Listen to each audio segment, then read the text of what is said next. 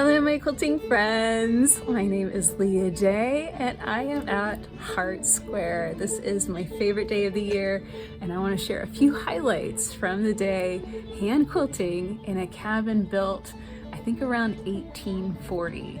So let's get started. So this is what I'm stitching on today. This is a double Irish chain. You can see a very simple quilting design, and I brought a little hoop quilt here that I was hand quilting on 2 years ago, working on a little feather wreath and some cross hatching in the background. This beautiful frame was, the last time I asked, it was built around 1840. So it's just a delight to be able to sit here and do some stitching. This quilt only gets worked on about once a year. So I'm getting as much quilting as I can get done in a short space of time. We've got some quilts here in the corner just to showcase some different designs. And we even have a frame overhead. So this is something that my great-grandmother did in her house, and that was to keep the frame suspended from the rafters, and then whenever you had time and she had her sisters over, she'd take them down and use the legs and attach the legs and be able to set up the frame on the fly. And I have actually just recently built a frame like this. I love being able to share this with people at Hart Square, just that, you know, we didn't always have space for a big frame to be set up all the time, that a lot of times they would be stored on the ceiling just like this one. So this is my favorite thing about this cabin. When you step out the back kitchen door, there is this beautiful moss backyard. It is incredible. I just got a photo earlier this week of Betty sitting in this moss, and it was just absolutely perfect. So it's the day after Hart Square and I am doing a little knitting, and I figured I'd do a quick update about things around the house. So Betty is napping right now. That's why I'm just a little bit quiet. And it has been an amazing 6 months, guys. She started walking right around her birthday, and she is still just the biggest bundle of joy that I could ever have imagined. So I did not bring her to Hart Square with me yesterday. She's just a little bit too young at this point, but maybe next year, and we might be.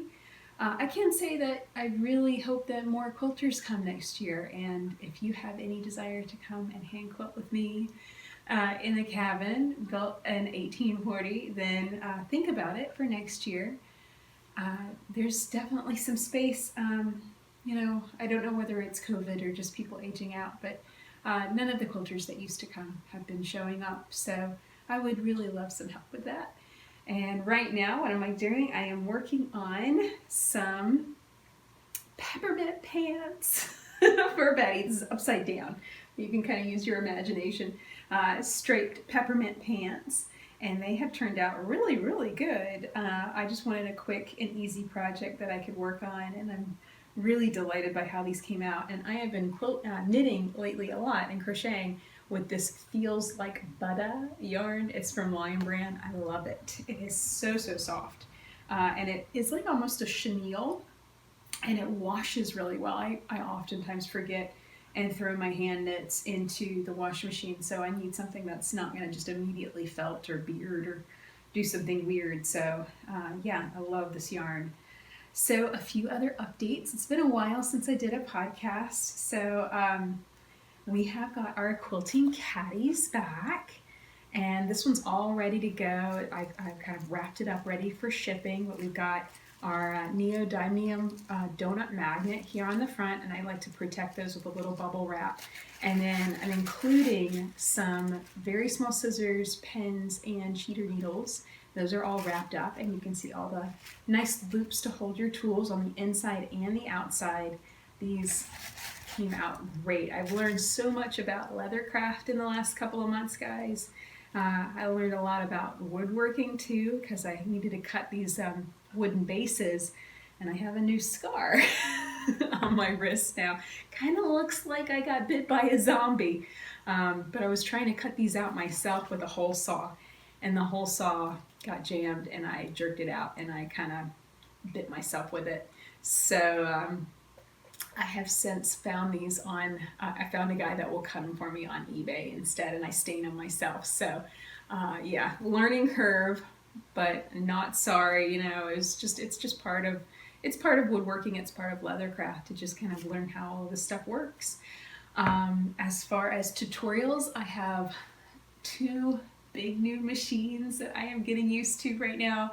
I just installed my Unique 21X Elite.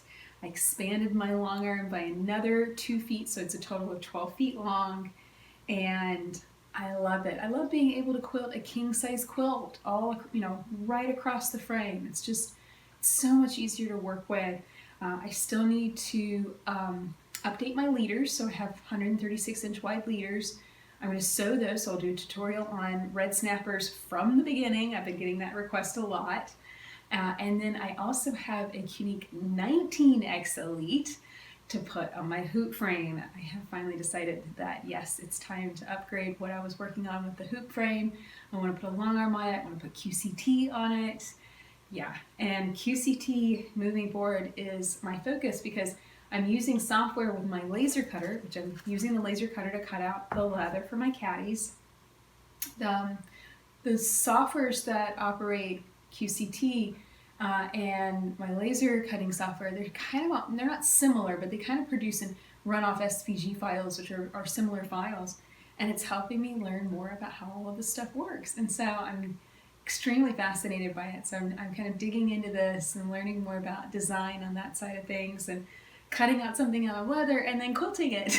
That's kind of my goal. It's kind of a fun little geeky challenge, but I'm going to have fun with that this week.